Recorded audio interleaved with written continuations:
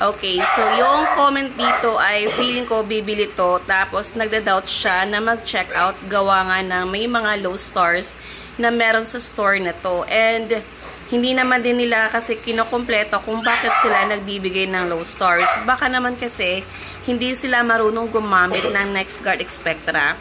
Ikwento ko sa inyo, yung NextGuard Spectra, dapat kung talagang may budget kayo, kailangan talaga siya nare-renew 1 to 2 months. Okay? 1 to 2 months. Yung sa case ko kasi is, every 3 months ko siyang ginagawa dahil yung mga dogs ko ay indoor. Ibig sabihin, nakamonitor ako sa kanila kung gaano sila kalinis. So ako, bilang ako yung nag-aalaga ng mga dogs ko, alam ko kung kailan nila kailangan na mag-take na ng NextGuard. Kaya sila, ginagawa ko every 3 months lang. Ngayon, yung mga nagbibigay kasi ng low star, baka naman kasi hindi nila alam paano gamitin yung NextGuard Spectra or NextGuard. Eto kasi dapat, kung gusto mo makita ang good result ng gamot na to sa mga dogs nyo, kailangan sundin nyo kung paano sila painumin. So, dapat nalagay na kayo ng stickers doon sa book nila or sa booklet nila para na-maintain nyo kung lumagpas na ba kayo sa due date or hindi ba kayo nakapag-renew on time. Kasi ito, i-effect yung gamot kapag consistent yung ginagamit. Hindi yung once a year lang kayo gagamit or saka lang kayo gagamit kapag may kuto na. Hindi po tatalab ang gamot ng ganon. Ang kailangan nyo pong gawin, kung may pera naman kayo, every 2 months magre-renew. Kung kagaya ko na maraming dogs, ginagawa ko every 3 months.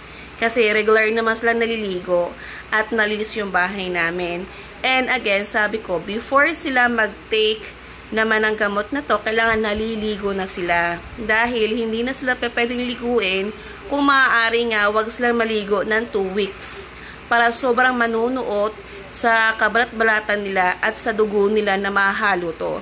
Dahil yung mga alaga natin, kapag nakatake na sila ng NextGuard Spectra, nahalo na to sa dugo nila. Kaya kapag yung mga garapata ay kumakagat na, automatic na mamatay na lang ng pusa.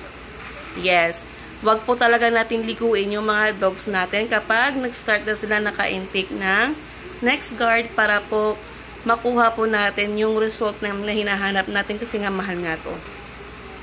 Nakuha nyo ba? So, ganun po ang pagpapainom ng NextGuard Spectra. Consistent po. Hindi po once a year. Hindi po kung kailan lang po may budget.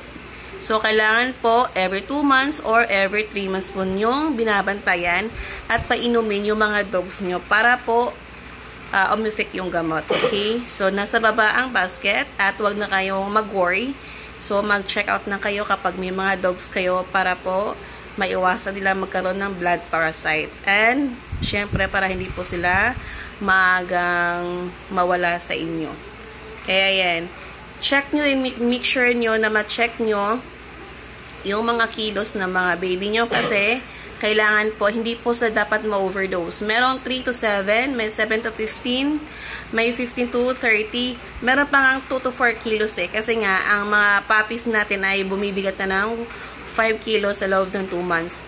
Kaya 2 months pa lang, yung mga puppy nyo ay start na kayo magpa-intake ng NextGuard. So, ganoon ginagawa ko, 2 months old pa lang, start na. Hindi ko kung kailan nag-adult, saka nyo pa iinumin. Ayan. So, kung sasagutin ko, yes, legit tong gamot na to and store nila, okay? Nasa baba ang aking yellow basket.